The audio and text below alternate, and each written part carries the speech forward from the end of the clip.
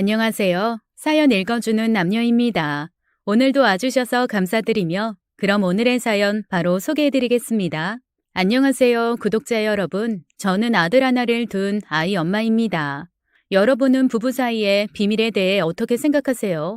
전 아예 없어야 한다는 쪽이었어요. 네, 순진했죠. 하지만 결혼해 살아보니 배우자란 존재는 부모, 형제, 자매보다 훨씬 더 치밀한 사이더라고요. 전 순진하게 언제 어떤 상황에서도 부부 사이의 비밀은 없어야 한다고 생각했어요. 물론 거짓말도 해선 안 되고요.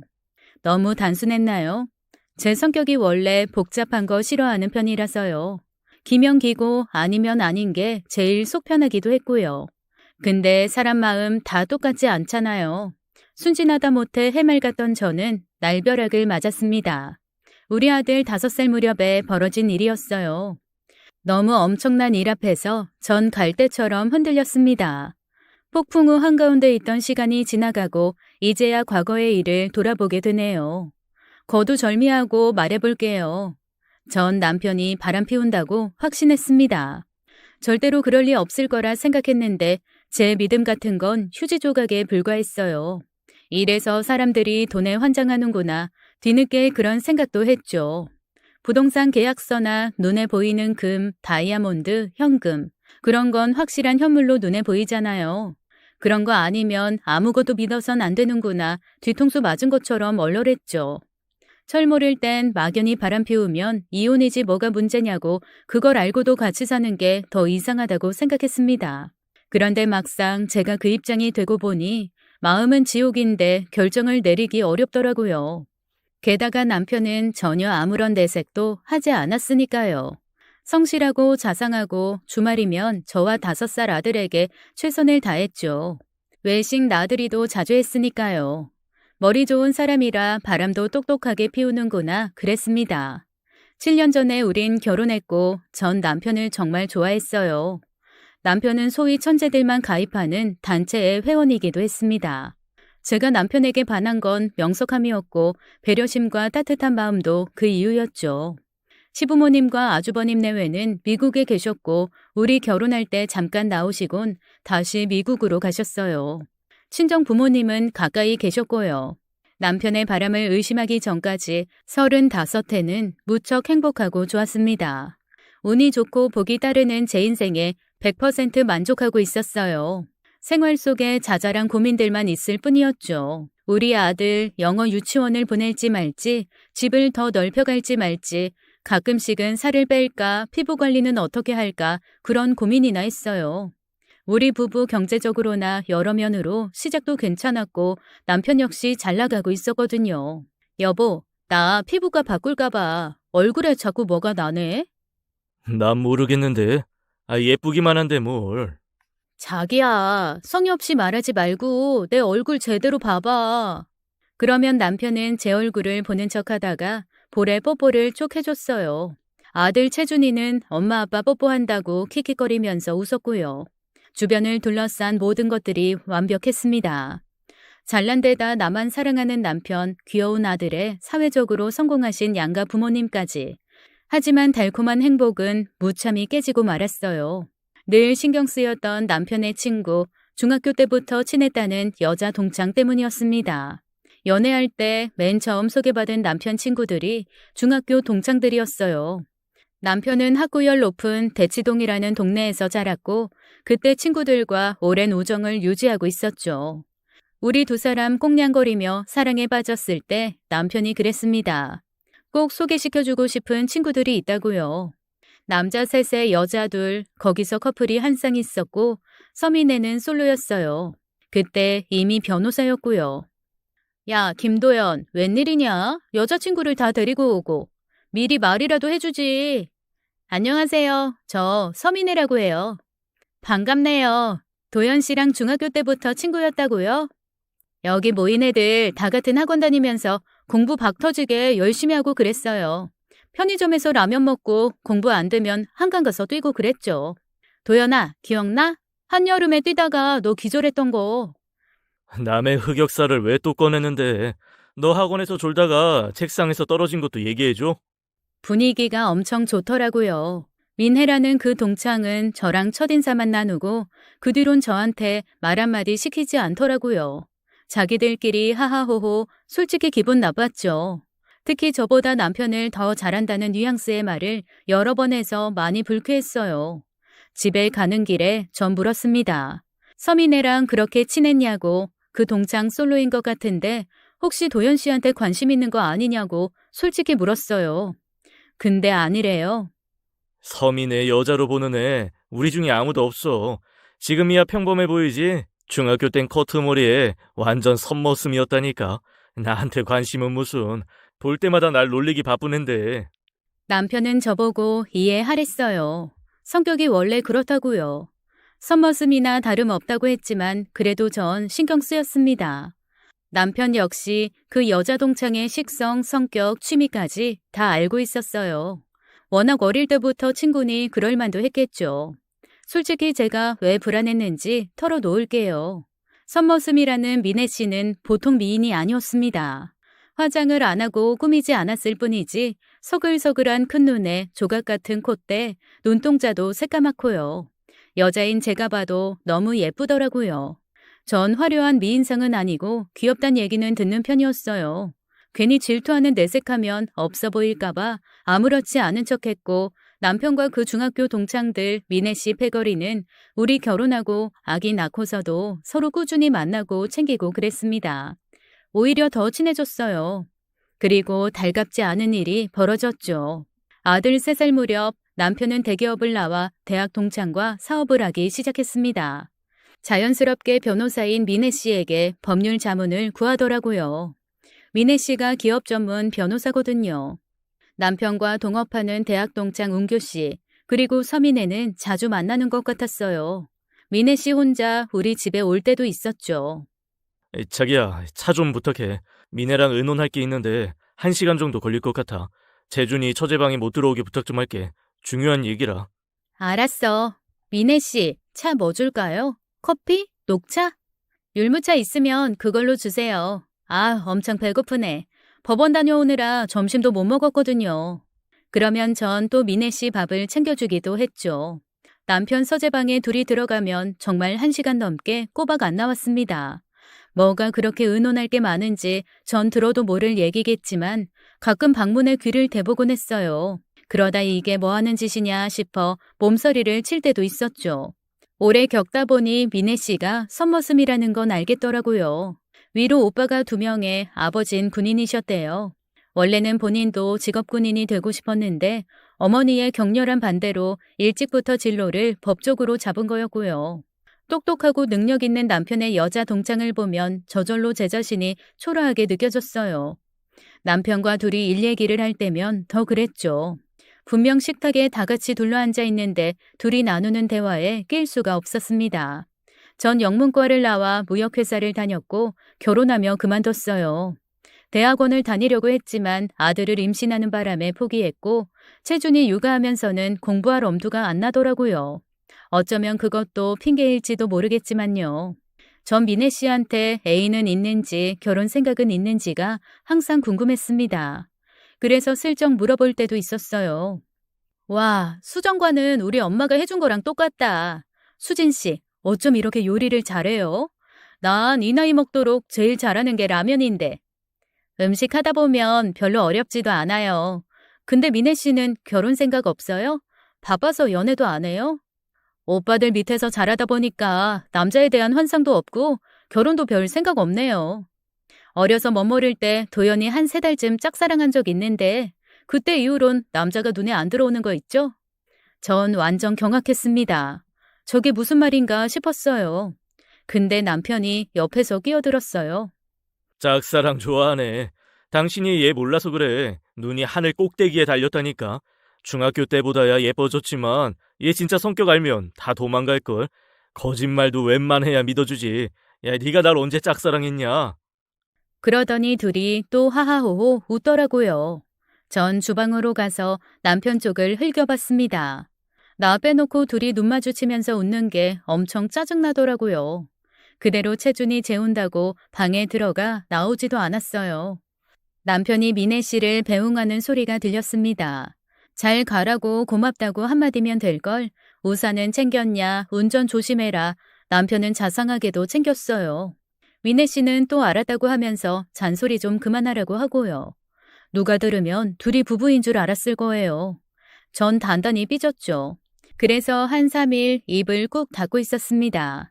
하지만 남편은 워낙 바쁘니까 제가 삐진 줄도 모르더라고요. 친구와 창업한 IT 계열 회사에서 남편은 엄청나게 바빴습니다. 사무실에서 밤을 샐 때도 있었어요. 가끔은 영상통화로 사무실도 보여주고 까칠한 얼굴로 아빠 피곤하다며 어린 아들이랑 통화도 했죠. 전 그런 남편을 믿었고요. 주말이 되면 완벽하게 자상한 남편, 아빠로 돌아왔습니다. 금요일 밤엔 무슨 일이 있어도 일찍 들어와서 잤고 토요일 아침 새벽부터 일어나곤 했어요. 자다 깨보면 아들 방에서 웃는 소리가 새어나왔죠. 가보면 부자가 껴안고 장난을 치고 있었어요. 채준아, 엄마 깼다. 그러니까 조용히 하랬잖아. 아빠가 몰래 아침 만들려고 했는데 망했다. 제가 깬 걸 알면 남편은 부엌에 나갔죠. 토요일 아침 남편이 만들어주는 커피랑 팬케이크를 먹으면 서운한 거 싹 내려가고 너무 행복했어요. 채준이도 아빠가 만든 팬케이크를 유난히 좋아했고요.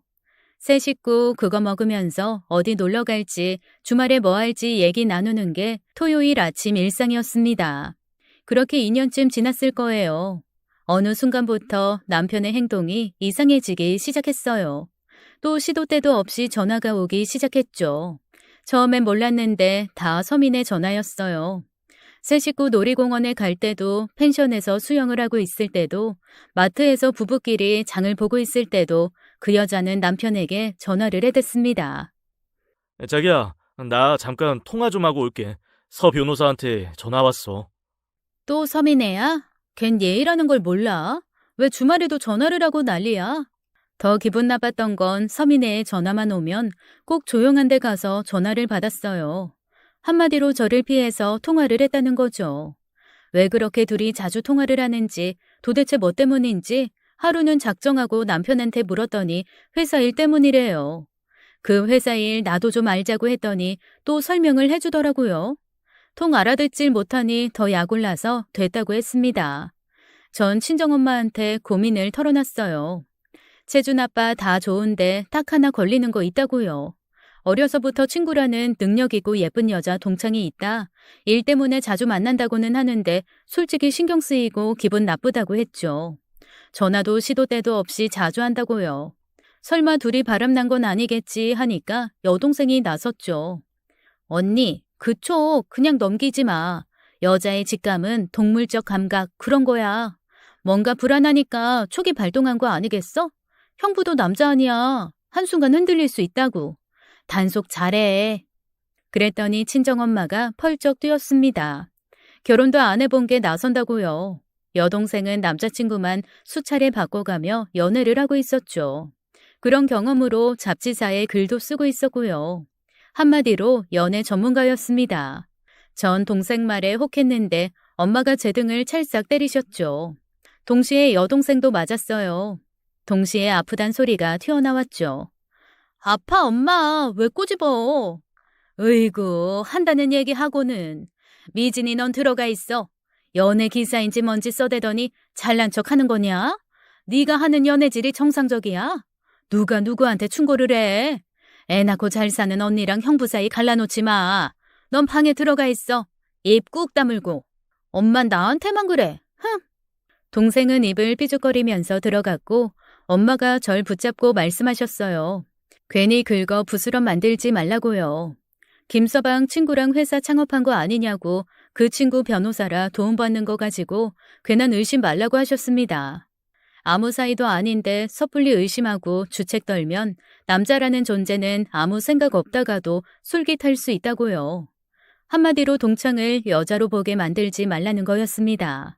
엄마 말 듣고 보니 그렇다 싶었어요. 전 풀이 죽어 알겠다고 했죠. 엄만 제 등짝을 한 번 더 때리면서 정신 차리라고 하셨습니다. 정신 차려 이거사. 김서방 지금이 얼마나 중요한 때인데 그런 잡생각을 하고 앉았어?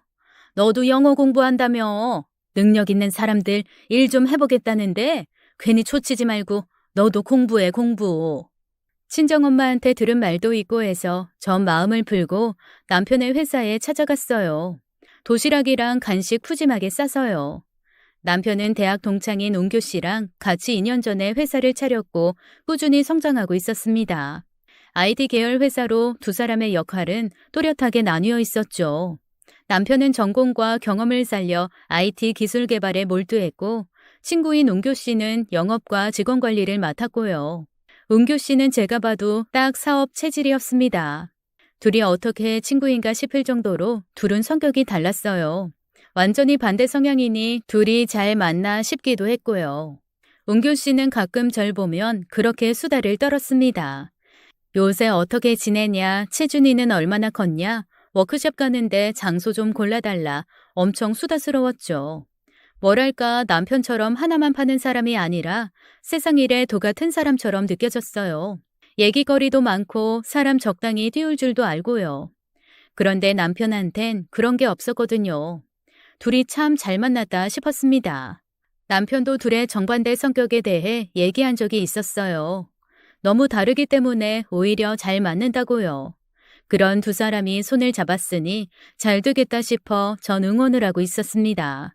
미국의 IT 개발자들 억만장자 되다는 기사 보면서 남몰래 꿈도 키웠고요. 우리 남편 능력 있고 좋은 친구랑 싸워 버렸으니 잘 되는 일만 남았다 생각했죠. 따지고 보면 친정엄마 말이 다 맞았어요. 남편의 동창 서민애에 대한 의심은 접고 가만히 있는 게 낫겠다는 생각이 들었죠. 그런데 한 번은 제가 오지랖을 부렸어요. 서민애 변호사 싱글인 거 모르냐고 혹시 관심 없냐고 물었더니 웅규 씨가 손을 내줬더라고요. 사 변호사는 도연이밖에 몰라요. 아이, 참 재수씨, 이런 말 좀 그런데 서민애 다 믿지 말아요. 가끔 좀 걱정돼요. 도연이가 서 변호사 너무 믿어서. 왜요? 아이, 그거 왜 있잖아요. 뒷구멍으로 호박씨 까는 스타일이랄까? 서변, 나만 보면 표정 싹 변하는 거 모르죠? 어쩌면 그렇게 도연이만 챙기는지. 재수씨 앞에서 기분 나쁘게 안 굴어요? 어떻게 알았어요? 가끔 그럴 때 있는데. 근데 둘이 워낙 친하니까요. 그럴 줄 알았네요. 도연이 때문에 회사 법률 자문으로 뒀지만 볼 때마다 기분이 별로예요. 일이야 똑부러지게 잘하죠. 근데 인간미가 없달까? 암튼 이건 우리 둘만의 얘기입니다. 웅규 씨 정말 사람 볼 줄 알더라고요. 남편은 우리가 그런 얘기 나눈 줄 꿈에도 몰랐죠. 찜찜한 마음으로 집에 왔는데 남편한테 연락이 왔습니다. 오늘 사무실에서 밤 새야 할지도 모른다고 했어요. 회사 앞 오피스텔에서 잘 수도 있다고 하더라고요. 거긴 남편이나 웅교 씨가 너무 힘들면 가서 쉬는 곳이었죠. 전 알겠다고 했고 밤이 됐어요. 채준이가 아빠 보고 싶다고 유난히 그러기에 전화를 했죠. 영상통화를 했는데 심장이 덜컥 내려앉았습니다. 화면에 서민애가 같이 잡힌 거였어요. 게다가 사무실도 아닌 오피스텔에서요. 왜 둘이 같이 있냐고 하니까 늦게 할 얘기가 있어서 그렇대요. 막 소름이 끼치더라고요. 전 어쩔 수 없이 남편한테 거짓말을 했습니다.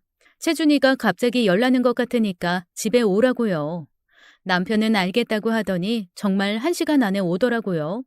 남편 올 때까지 시계를 얼마나 노려봤는지 눈이 다 아팠습니다. 서민의 변호사 너무한 거 아니야? 아니 당신 처신을 왜 그렇게 해? 이 밤중에 오피스텔에 둘이 왜 있어? 내가 서 변호사랑 약속한 거 깜빡 잊고 자러 간 거야. 그래서 걔가 거기로 온 거고 당신 전화 받고 우리도 바로 나왔어. 왜 그래 자기야? 화났어? 그럼 화가 나지 않나겠어요? 전 엄청나게 화를 냈습니다. 서민애도 그렇고 당신도 이해할 수가 없다고요. 웅규 씨가 서민애 좋게 안 보는 거 알고 있냐고. 선 넘지 말고 적당히 거리 두고 지내지 않으면 가만히 안 있겠다고 화를 냈죠. 처음 그랬던 것 같아요. 남편은 당황하면서 알겠다고 기분 풀라고 했고 너무 피곤해 했습니다. 바로 쉬고 자더라고요. 전 더 의심스러웠어요. 이런 체력으로 어떻게 야근을 하겠다고 한 건지 남편이 거짓말을 한 건 아닌지 의심돼서 잠도 안 왔죠. 남편의 핸드폰은 단단히 잠겨 있었어요. 회사 일도 있고 해서 핸드폰은 함부로 제가 못 만지고 있었습니다. 그날 밤은 망치로 핸드폰을 깨부수고 싶더라고요. 언젠가 서민애랑 한판 떠야겠다는 생각도 들었습니다. 다음 날 서민의 변호사 사무실 앞으로 찾아갔어요.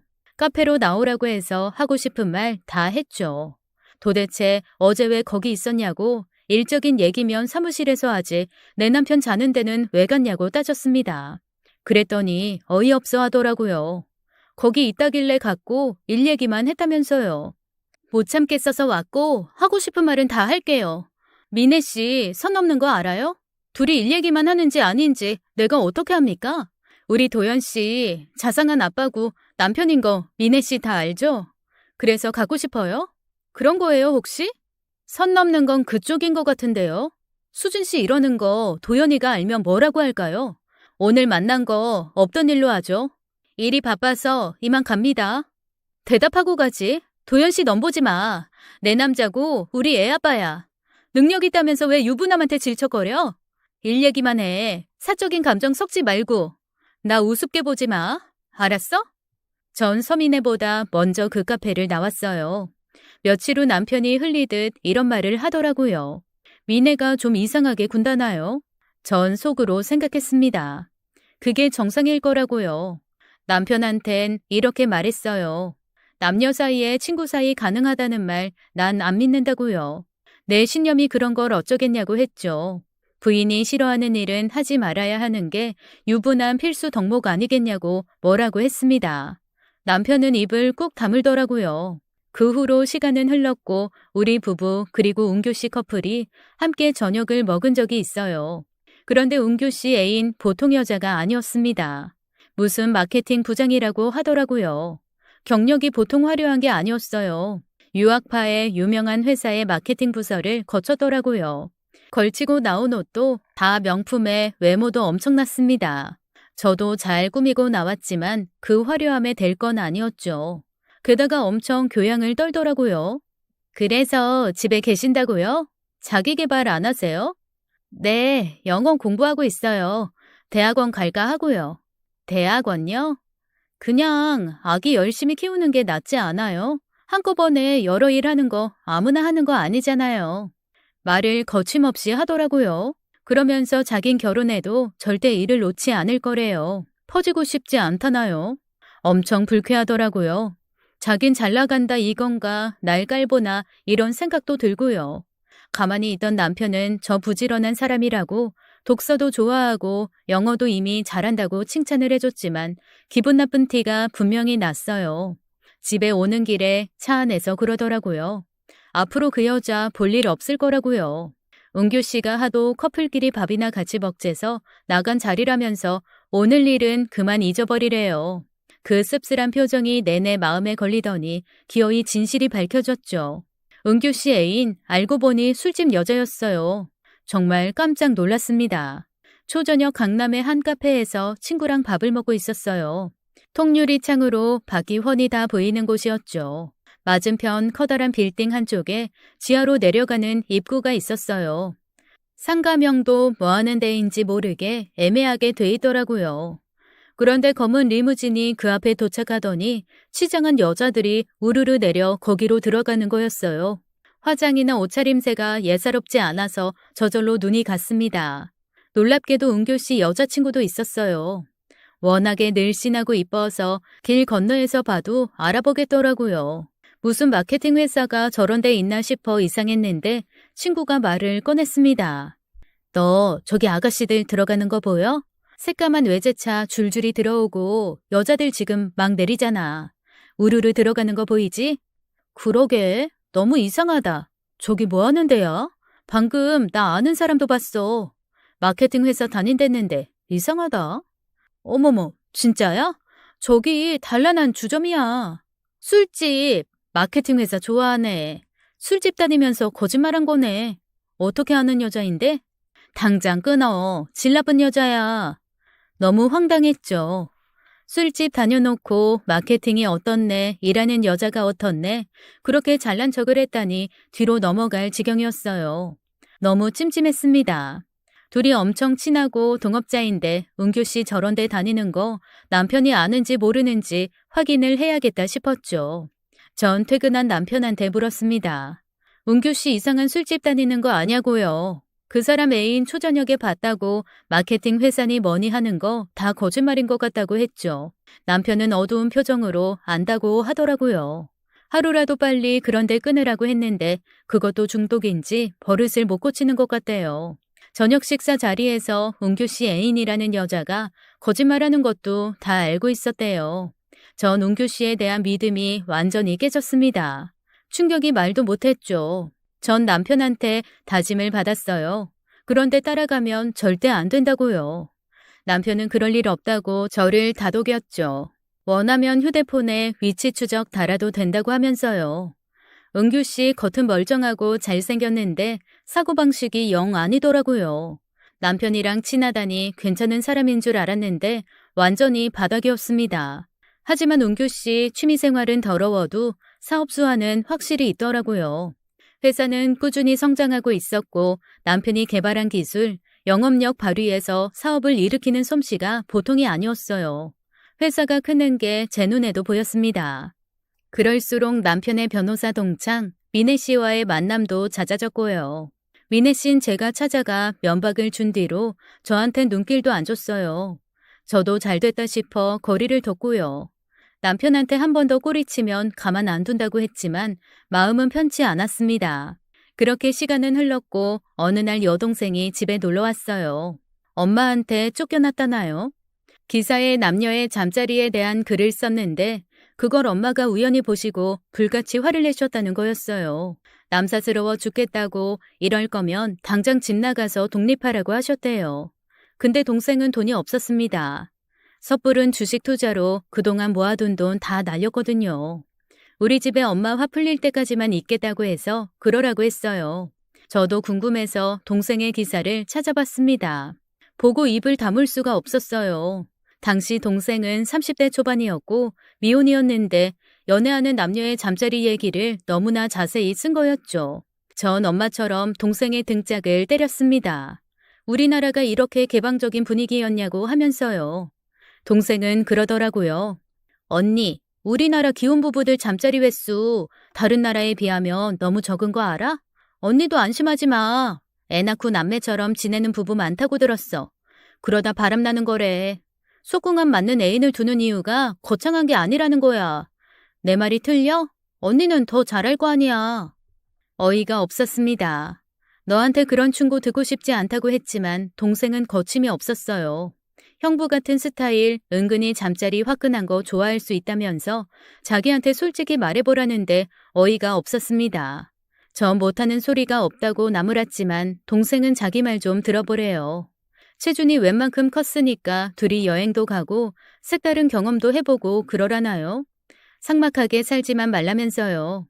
미혼 동생이랑 별 얘기를 다 해본다며 저 혼자 얼굴이 새빨개졌죠. 사실 목에 가시가 걸린 것처럼 깨름직했습니다. 남편은 평일에 일에 파묻혀 회사에서 안 들어오는 날이 많았고 영상통화를 하긴 해도 솔직히 뭐 하는지 제가 속속들이 알 수가 없잖아요. 동창 서민의 일도 걸렸고요. 그때쯤 우리 부부 잠자리도 뜸해지고 남편은 피곤해 지쳐 자기 바빴죠. 잘 때도 보면 식은땀을 그렇게 흘리고 지쳐 보였어요. 힘들어 보여서 영양제니 보약이니 알아보고 있었습니다. 병원에 가보자고도 했고요. 그랬더니 남편 안 그래도 병원 다녀왔다면서 저한테 걱정 말래요. 건강 잃으면 다 잃는 거라고 자기도 신경 쓰고 있다면서요. 출근 전에 운동도 하고 인스턴트도 피한다고요. 그래도 야근한다고 하면 걱정부터 앞섰고요. 5살 아들 때문에 쉽게 가보지도 못하고 늘 걱정이었어요. 그날 밤 여동생은 저한테 그랬습니다. 언니, 형부 야근할 때 찾아간 적 없지? 형부 일하느라 출출할 텐데 한번 가봐. 연락하지 말고 몰래. 내가 채준이랑 잘 테니까 걱정 말고. 채준아, 이모랑 놀다가 자자. 동생 얘기에 가보기로 마음먹었죠. 샐러드 건강즙도 좀 챙기고요. 차를 몰아 남편 회사로 가는데 가슴이 두근거렸습니다. 초저녁에 실은 남편한테 오늘은 일찍 들어오면 안 되냐고 문자를 보냈었어요. 그냥 기분이 별로 안 좋다고요. 하지만 남편은 먼저 자라고 오늘은 도저히 못 들어간다고 했고 기분이 나쁜 와중에 동생이 집에 온 거였죠. 전 남편 회사에 도착했지만 일부러 연락 안 하고 올라갔습니다. 분명 7층 가장 안쪽이라고 했고 복도를 돌아 걸어 들어갔는데 너무 이상한 소리를 듣게 됐어요. 어두운 가운데 불빛이 새어나오는 곳은 가장 안쪽 남편의 사무실 쪽이었어요. 분명 그곳에서 나는 소리였고 신경이 곤두섰죠. 소름 끼치게 이상한 소리였어요. 끙끙 앓는 소리인 것도 같았고 우는 소리 같기도 했죠. 생전 듣지 못한 소리에 전 발걸음을 멈췄습니다. 숨도 제대로 못 쉬겠더라고요. 가만히 들어보니 흐느끼는 소리는 여자였어요. 사무실엔 남편 혼자 있어야 하는데 이게 무슨 일인가, 내가 회사를 잘못 찾아왔나 순간 헷갈렸죠. 전 신발을 벗고 맨발로 복도를 걸어갔습니다. 본능적으로 발소리를 들키면 안 될 것 같았어요. 사무실 앞에는 분명 내 남편의 이름 석자가 붙어 있었습니다. 그 이상한 소리는 분명 사무실 안에서 흘러나오더군요. 도망치고 싶었지만 그럴 순 없었어요. 용기를 내 전 문 손잡이를 잡고 확 열었습니다. 그리고 보게 된 광경에 전 할 말을 잃고 말았어요. 책상 앞 소파에 남녀가 부둥켜 앉고 있더라고요. 남편과 중학교 동창 서민이었습니다. 뭐 하는 짓들이야 지금? 전 당장 달려가 둘 사이를 떼어놨어요. 눈앞이 캄캄하면서 피가 거꾸로 솟는 것 같았죠. 그런데 뭔가 이상했어요. 남편은 와이셔츠를 입은 채로 머리를 감싸쥐고 웅크리고 있었습니다. 서민애가 그런 남편을 안고 울고 있었고요. 남편은 고통에 못 이겨 소리를 지르는 것 같았어요. 그래도 전 둘이 쇼를 한다고 생각했습니다. 이상한 짓 하다가 제가 오니까 둘이 짜고 연기를 하는 것 같았죠. 전 몸을 돌려 다짜고짜 서민애의 뺨을 날렸어요. 그리고 머리채를 잡고 흔들었죠. 이 밤중에 남의 남편에게 무슨 짓을 한 거냐고 악을 썼습니다. 눈이 돌았다는 게 맞을 거예요. 너 뭐 했어? 내 남편이랑 뭐 한 거냐고. 오밤중에 여기서 뭐 했는지 다 불어. 당장! 이럴 때 아니야. 빨리 구급차 불러야 해. 도연이 뇌종양이래요. 나도 방금 알았어요. 일 얘기하다가 갑자기 이런다고요. 뭐? 뇌종양? 급기야 남편은 구토를 하기 시작했습니다. 몸을 만지자 남편의 팔다리가 뻣뻣하게 굳어갔어요. 왜 그래 여보? 왜 그래? 그 사이 서민애는 구급차를 불렀고 전 정신없이 남편 이름만 불렀던 것 같아요. 곧 병원에 도착했고 충격적인 얘기를 듣게 됐습니다. 서민애의 말은 거짓말이 아니었어요. 남편은 회복 가능성이 없는 뇌종양에 걸린 상태였습니다. 이미 모든 걸 남편은 알고 있던 상태였고요. 마른 하늘의 날벼락도 이런 날벼락이 없었죠. 치료할 수가 없다니 이게 무슨 말인가. 의사들이 하는 말이 외국어도 아닌데 전혀 알아들을 수가 없었습니다. 정신을 가다듬고 무슨 일인지 이해를 해보려 노력했어요. 난 분명 불륜 현장을 잡았다고 생각했는데 어떻게 돌아가는 상황인지 기가 찼습니다. 전 울고 있는 서민애를 붙잡고 물었죠. 남편 상태를 언제부터 알았냐고요. 그랬더니 자기도 오늘 알았대요. 남편이 자신의 몸 상태와 유언장 얘기를 꺼내 충격을 받았는데 갑자기 통증이 심하다며 머리를 감싸 쥐더랍니다. 너무 놀라 남편을 안아주는 것밖에는 할 수 있는 게 없었대요. 그때 제가 들이닥쳤고요. 전 할 말을 잃었습니다. 온몸이 벌벌 떨리고 이게 꿈인지 생신지 분간도 안 됐어요. 그러나 제 현실 감각은 남편으로 인해 돌아오게 됐죠. 응급실에서 조치를 받고 한참 후에 깨어난 남편이 제게 비수를 꽂는 얘기를 꺼냈어요. 수진아, 잘 들어. 나 얼마 안 남았대. 미안하다. 지금 무슨 말을 하는 거야? 미안해 하지 마. 이거 다 거짓말이야. 당신 나한테 어떻게 이래? 아니야. 당신 안 죽어. 하지만 남편은 저한테 현실을 받아들이라고 채준이를 위해서라도 침착하라고 정신 차리라고 했습니다. 현실을 부정할 때가 아니라고요. 전 당신 포기 못한다고 매달렸어요. 난 지금까지 아무것도 몰랐는데 이럴 순 없다고 당장 다른 병원 가보자고 매달렸죠. 일이 이 지경이 되니까 제가 했던 의심이 하찮게만 느껴졌어요. 아픈 사람을 두고 바람이라니, 이런 사람을 두고 의심을 했다니, 가슴을 치며 통곡하는 사이 친정 부모님이 오셨어요. 전 거의 실신하듯 울고 있었고 미애 씨가 부모님께 자초지종을 얘기했습니다. 저처럼 친정 부모님도 휘청하셨어요. 멀쩡하던 사위가 곧 죽게 생겼다니 충격이 크셨겠죠. 사위에게 왜 숨겼냐고, 왜 이제야 알리냐고, 무슨 수를 써서라도 살아보자고 설득하셨습니다. 그러나 의료진도 남편도 조금의 희망도 보여주지 않았어요. 남편의 종양은 생명 유지에 큰 역할을 하는 뇌간에 있었습니다. 수술을 하다가 사망할 위험이 커서 사실상 치료가 불가능하다고 들었어요. 적출을 할 수가 없으니 6개월 시한부 선고를 받은 거였죠. 어쩌면 이럴 수가 있는지 하나뿐인 남편이자 어린 아들의 아빠를 볼 날이 얼마 안 남았다는 게 믿어지지 않았습니다. 남편의 상태는 심각했고 그동안 남편은 독한 진통제로 버텨온 것 같았어요. 평일에 사무실에 살다시피 했던 건 그런 모습을 들키기 싫어서가 아니었을까요? 그동안 남편은 초인적인 힘을 발휘했던 거였어요. 주말에 아들과 함께 있을 때 자꾸 동영상을 찍으라고 했던 게 떠올랐습니다. 사진도 많이 찍자고 했었고요. 생전 사진 찍히는 거 좋아하지 않던 사람이 변했다고 생각했었죠. 그리고 더 놀랄 일이 남아 있었어요. 남편은 제게 자신의 병과 상태를 숨긴 이유를 솔직히 털어놨습니다. 가족들 앞에서 차마 입이 안 떨어졌대요. 그리고 회사 일에 대해서도 말을 꺼냈습니다. 요 몇 개월 동안 유난히 서민애와의 만남이 잦았던 이유도 알게 됐어요. 최홍규, 그 자식이 회사를 빼돌리려고 해. 나 다 알고 있지만 모른 척하고 있었고 내가 잘못되기 전에 어떻게든 일을 해결해야 했어. 안 그러면 모든 걸 다 빼앗길 것 같아서. 회사를 빼돌려? 이유가 뭔데? 남편은 대학 동창이자 동업자인 최은규가 이중장부를 만들어 회사를 빼돌리려는 걸 알게 됐대요. 둘은 공동사업자로 회사를 운영하고 있었고 남편은 IT 기술 개발, 은규 씨는 영업과 직원 관리를 담당하고 있었습니다. 평생 함께 하자더니 우리 남편만 믿는다더니 뒷구멍으로 호박씨를 까고 있던 거였어요. 연구 개발에 몰두하고 있던 남편은 그 사실을 우연히 알게 됐고요. 이래선 천운이 따른 거였죠. 만약 아무런 조치를 못하고 죽게 되면 회사는 고스란히 최은규, 그 악마 배신자에게 넘어가는 상황이었습니다.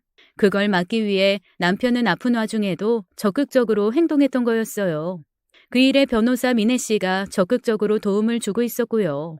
지난밤 사무실에선 남편이 자신의 병을 밝히며 유언장 작성을 해달라고 서 변호사한테 부탁을 했던 거였습니다. 그 엄청난 일을 혼자 어떻게 감당한 거야. 난 그것도 모르고 천하의 바보짓을 했다고. 왜 사람을 이렇게 초라하게 만들어? 아픈 걸 왜 숨긴 건데. 나 당신 아내야. 내가 그렇게 못 믿어왔어? 남편은 조용히 눈물만 흘릴 뿐이었어요. 유언장이라니 기가 막혔습니다. 그때 제 감정은 쓰리고 아프다가 녹아내릴 지경이었죠. 아프다 표현도 못하고 혼자 그 고통 삭이며 잘못된 일을 바로잡으려 했을 남편의 고초가 눈앞에 그려졌어요. 전 남편이 물밑에서 해온 일들을 모두 알게 됐습니다. 남편은 이미 최 대표에게 사업에서 빠지겠다고 하더라고요. 대신 자기에게도 회사 지분 50%가 있으니 그 명목으로 2억을 달라고 요구했고요. 물론 뇌종양인 것은 밝히지 않은 상태에서요. 최 대표는 흔쾌히 그 거래를 받아들였대요. 남편이 빠지면 이후의 수익은 다 자기 차지가 될 거니까요. 2억을 받은 이후 남편은 혼자 개발한 새로운 인공지능 기술을 미국 회사에 높은 값으로 팔았다고 했습니다. 뒤늦게 이 사실을 알게 된 최 대표는 경악했고요. 하지만 남편은 지분받고 나온 상태였고 그 인간이 난리를 쳐봤자 법적으로 완벽하게 문제될 게 없었대요. 새로운 인공지능 기술은 남편이 혼자 개발한 거였고 동업자 최 씨는 얕은 수로 회사를 먹을 궁리나 하고 있었고요. 남편을 완벽하게 속였다고 생각했었겠죠. 이 모든 과정을 변호사 민혜 씨가 도와준 거였어요. 꼼꼼하게 법적 절차를 밟아줬다고 하더라고요. 더 놀라운 건 남편이 미국 회사에 판 인공지능 기술은 30억 원이 넘었고 매년 받는 기술 사용료, 즉 로열티도 수억 원에 달한다고 들었습니다. 최 대표 그 인간이 회사 차지할 생각 아니었으면 이 모든 수익 나눌 수 있었겠지만 이미 물 건너간 뒤였죠. 남편은 자신이 죽기 전에 큰돈이 생겨 다행이라고 생각했대요. 그 정도면 자신이 없어도 저랑 채준이가 잘 살 수 있을 거라 안심됐대요. 돈이 문제가 아니었습니다. 그 돈 다 주고서라도 남편을 살릴 수 있다면 그렇게 하고 싶었어요. 하지만 남편은 제 손을 잡으며 이렇게 말했습니다. 채준이 잘 부탁한다고요. 또 죽음이 두렵다기보다 잊혀지는 게 두렵대요. 어린 아들이 아버지 기억 못하는 게 가장 두렵다고 함께 찍은 놀이사진, 동영상 잘 간직하고 있다가 한 번씩 채준이가 아빠 찾을 때 보여주라고 했습니다. 꼭 이렇게 해야 하는지 전 남편에게 몇 번이고 물었어요. 기적이라는 게 있지 않겠냐고 남편을 설득했습니다. 하지만 남편은 이미 마음 정리를 다 했더라고요. 너무나 야속하고 기가 막혀 전 어찌해야 할 바를 몰랐고요. 며칠 후 모든 사실을 알게 된 최 대표가 우릴 찾아왔어요. 누가 배신자 아니랄까봐 아주 뻔뻔스러웠습니다. 남편이 병중이라는 사실을 알면서도 말을 참 싸가지 없게 하더라고요. 이건 도의적으로 도연이가 너무한 겁니다. 그 모든 일들 저 모르게 진행했던 거 아닙니까? 내종량은 안타깝지만 저 이대로 못 물러납니다. 제 목 포기 안 해요. 이중장부 만들어서 회사 빼돌린 사람이 도의라는 말을 하네요. 당신 상식으론 배신이 우정이고 도리인가요? 법적인 권리 절차, 서민의 변호사한테 궁금한 거 있으면 물어보세요. 당신에겐 아무런 권리가 없다는 거 다시 한번 확인하게 될 테니까 그런 줄 아시고요. 그리고 전 물었습니다. 술집 다니는 여자친구 잘 있냐고요. 혹시 그 여자가 회사 빼돌리는 거 사주한 건 아니냐고요. 최웅규 아니라고 펄쩍 뛰더라고요. 그러나 제 예상은 사실로 드러났습니다. 최 대표는 술집 출신 여자한테 푹 빠져 헤어나오지 못하고 있었고 둘이 아주 회사를 말아먹을 작정을 했더라고요. 한때는 좋게만 보였던 최웅규의 말솜씨, 센스 같은 것들이 한없이 천박하게만 느껴졌죠. 자신에게 떨어질 몫이 없다는 걸 알고 최웅규는 우리 시야에서 사라졌어요. 돈밖에 모르는 인간이었고 남편 병의 위중함을 알면서도 걱정 한마디 하질 않더라고요. 남편은 이미 최 대표에 대해 정리를 한 듯 한마디도 보태지 않았습니다. 떠올리기만 해도 싫은 것 같았어요. 비정한 인간 어쩌면 그럴 수 있는지 생각할수록 치가 떨렸습니다. 미국에서 급히 들어온 아주버님은 그 얘기를 듣더니 최 대표한테 쫓아간 것 같았어요. 말이야 바른 말이지 배신을 그렇게 때려놓고 그게 인간이 할 짓이냐고 앞으로 남편 앞엔 얼씬도 말라고 쐐기를 받고 왔더라고요. 그러면서도 시간은 흐르고 있었고 남편이 가진 생명의 불꽃은 조금씩 사그라들고 있었죠. 그래도 불행 중 다행인 건 보름 정도의 시간을 우리 가족 함께 할 수 있었다는 거였어요. 채준이는 아빠가 왜 회사를 안 가는지, 아픈데 왜 병원에 안 가는지 궁금해했어요. 그럴 때마다 남편은 다정하게 채준이를 보면서 대화를 나눴습니다. 아빠 걱정하지 말라면서요. 채준아, 뭐든 잘하지 않아도 괜찮아. 잘하고 좋아하는 일 최선을 다하면 되는 거지. 아빠 말 기억할 수 있지? 에이, 사랑해 우리 아들. 무정하게 가는 시간을 붙잡고 싶었지만 남편의 고통은 더해져갔고 받아들이기 힘든 그날이 왔습니다. 전 하루하루 간절한 심정으로 기적을 바라고 있었어요.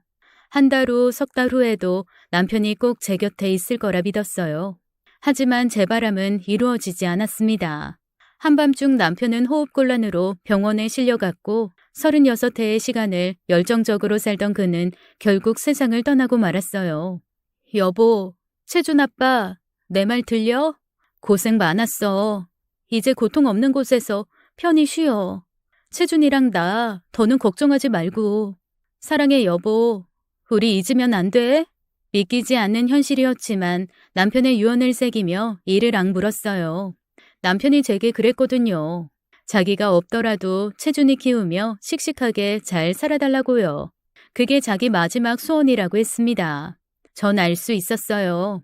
남편은 제가 강해지길 바라고 있었죠. 의지 굳고 씩씩한 엄마가 되길 바라는 것 같았어요. 아빠의 빈자리 제가 다 채울 수 없어도 최선을 다하겠다고 남편에게 약속했습니다.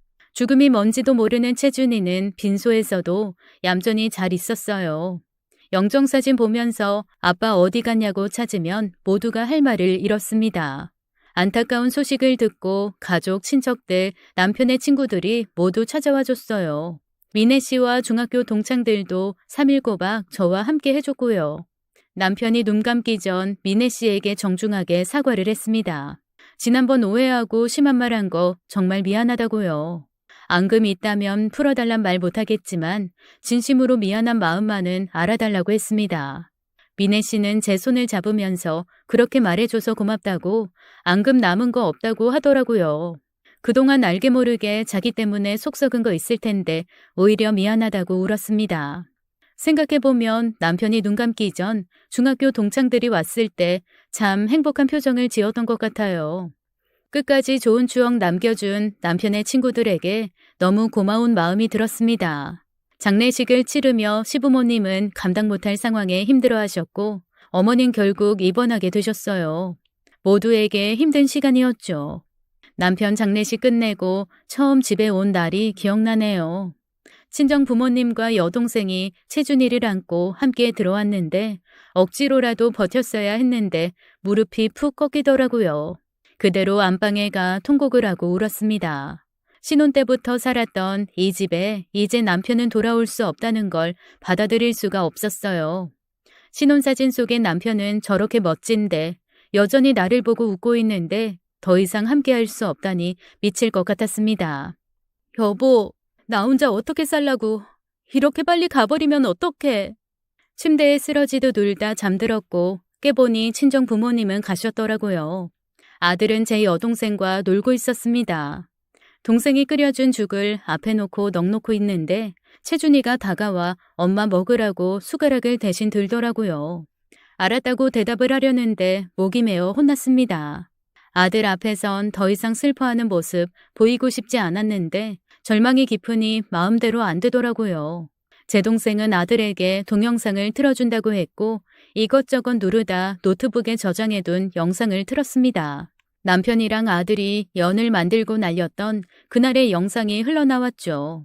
그리운 남편의 목소리, 잊으려야 잊을 수 없는 그 목소리를 듣고 있자니 오히려 마음이 차분해지더군요. 전 죽을 조금씩 먹기 시작했습니다. 채준이가 아빠 어디 갔냐고 이모한테 묻더라고요. 앞으로 제가 할 일이 태산같이 쌓여 있었습니다. 우리 아들 앞으로 저 질문을 얼마나 많이 하게 될까요? 전 죽 한 그릇을 다 비웠습니다. 그날 밤 여동생은 채준이를 재우고 저한테 오더라고요. 언니, 미안해. 내가 그동안 뭣도 모르고 까불었지? 형부 끝까지 존경스러웠어. 바람이라니, 요 방정 맞은 입이 문제였지. 언니, 나 용서해 줄 수 있어? 미안해. 잘못했어. 동생은 나름대로 죄책감을 갖고 있더라고요. 병과 싸우면서도 가족을 위해 끝까지 애를 쓴 형부의 노력. 너무 대단하고 자긴 아무것도 몰랐다면서 많이 울었습니다. 사위 아들을 잃고 양가 부모님 모두 망연자실하셨어요. 장성에 가정까지 꾸린 아들 앞서 보내야 하는 시부모님 심정도 오죽했을까요. 건강 이상에 미국으로 돌아가시는 것도 힘들어 하셨습니다. 아주버님 내외도 남겨진 저와 채준이를 안타까워 하셨어요.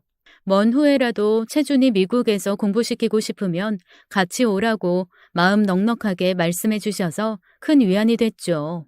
공항에서 채준이를 안고 시어머니는 많이 우셨습니다.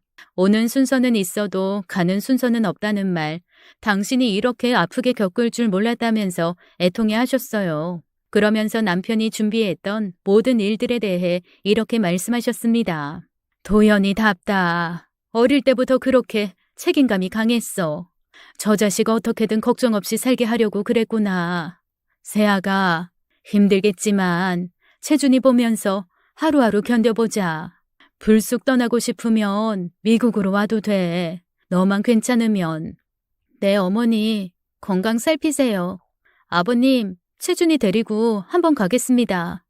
시부모님 가신 뒤에 또 한 번 마음의 파도가 쳤습니다. 남편을 통해 이어진 가족의 연이 절반쯤 떨어져 나간 것 같았어요. 그래도 채준이가 있어 참 다행이었죠. 얼마나 손주가 그리우실지, 언제쯤 찾아뵐 수 있을지 그땐 기약이 없었기 때문에 더 힘들었던 것 같아요. 친정 부모님은 아이 데리고 들어와라. 네가 혼자 어떻게 애를 키우니 걱정이 많으셨죠. 북적북적한 외갓집에서 채준이 크는 게 오히려 좋지 않겠냐며 절 오랜 시간 설득하셨어요. 그렇잖아. 아빠도 수시로 찾을 텐데. 그럴 때 뭐라고 할래? 우리 있고 이모도 있는 게 훨씬 낫지. 그럼 딱 1년만 엄마 신세 좀 질게. 친정엄만 잘 생각했다며 마음 놓인다고 하셨어요. 왜 1년이냐고 더 있어도 된다고 하셨지만 전 아들과 함께 홀로 서기를 준비해야 한다고 생각했죠. 새 식구 살던 집 정리하고 친정으로 들어갔습니다. 거기서 몸과 마음 추스르면서 앞으로 어떻게 살지 열심히 고민했어요. 남편 보내고 난 뒤 전 좀 변했습니다. 예전에 제가 아니었어요. 남편은 뇌종양의 고통을 버티면서 마지막까지 가족에게 최선을 다했죠. 경제적 울타리 든든하게 마련해줬고 끝까지 제게 용기를 주고 떠났어요. 더 이상 흐지부지 살고 싶지 않았습니다. 똑부러진 사람이 되고 싶었다면 이해되실까요? 힘들 때면 미네 씨랑도 만났어요. 함께 남편 얘기를 하면 그나마 위로가 되더라고요. 그동안 말도 안 되는 의심했던 게 무색하게 우린 절친이 됐죠. 그 사이 미네 씨에겐 남자친구가 생겼어요. 같은 일 하는 사람이고 올가을에 결혼하고 내년에 예정된 미국 연수 함께 떠난다고 하더라고요. 그러면서 몰랐던 얘기를 해줬습니다. 미네 씨, 제 남편을 중학교 때 잠깐 좋아했던 건 사실이지만 그 이후론 한 번도 이성으로 느끼지 않았대요. 남편은 첫눈에 반한 여자랑 결혼할 거라고 입버릇처럼 말했다고 했습니다. 그래서 더 편하게 대한 거고 이상하다는 생각 못 했는데 신뢰되는 일을 많이 했던 것 같다면서 눈치 없이 군 거 미안하다고 하더라고요. 내가 좀 눈치라는 게 없어요. 어디 눈치 학교 없나? 가서 좀 배워오게요. 별소리를 다 한다. 내가 주책이었죠. 결혼 정말 축하해요. 선물 받고 싶은 거 있어요? 전 고민하다 미네 씨한테 꽃 선물을 하기로 했습니다. 결혼식장 꽃장식 전부를 해주기로 했어요. 남편도 물론 좋아할 것 같았죠. 그렇게 미네 씨도 미국으로 떠나고 저도 아들과 친정집을 나왔습니다. 그리고 제주도로 향했어요. 채준이 학교 들어가기 전에 제주도 1년 살기 해보려고요. 동생도 따라온다고 해서 달고 왔네요. 어설픈 연애기사 쓰는 건 관두고 소설을 써보겠대요. 전 다른 무엇보다 운동을 열심히 하고 있어요. 혼자가 되니 무엇보다 몸을 돌보게 되네요. 몰랐는데 제가 달리기에 소질이 있더라고요. 몸도 탄탄해지고 체력도 생기니까 꼭 다른 사람 같다고 많이들 그러네요. 채준이는 여기 있는 유치원 보내면서 잘 지내고 있습니다. 클수록 아빠를 꼭 닮아가는 아들이 너무 예쁘고 소중해요. 엄마로서의 삶 여러 일들이 있겠지만 한 계단 한 계단 꼭꼭 밟아나가려고 합니다. 남편이 우리 모자에게 남겨준 재산 30억 그리고 로열티 단 한 푼도 허투루 쓰지 않을 거예요. 그 눈물겨운 노력 어떻게 잊겠어요. 앞으로 제겐 남편에게 비밀이라는 게 없을 것 같습니다. 제가 무슨 생각을 하는지 뭘 하고 싶은지 그 사람은 다 알 것 같다는 생각이 드네요. 그렇지 채준 아빠? 제 사연은 여기까지입니다. 긴 이야기 들어주셔서 감사합니다. 지금까지 사연 읽어주는 남녀였습니다. 끝까지 함께 해주신 여러분 감사드리며 저희는 다음 사연으로 돌아올게요. 감사합니다.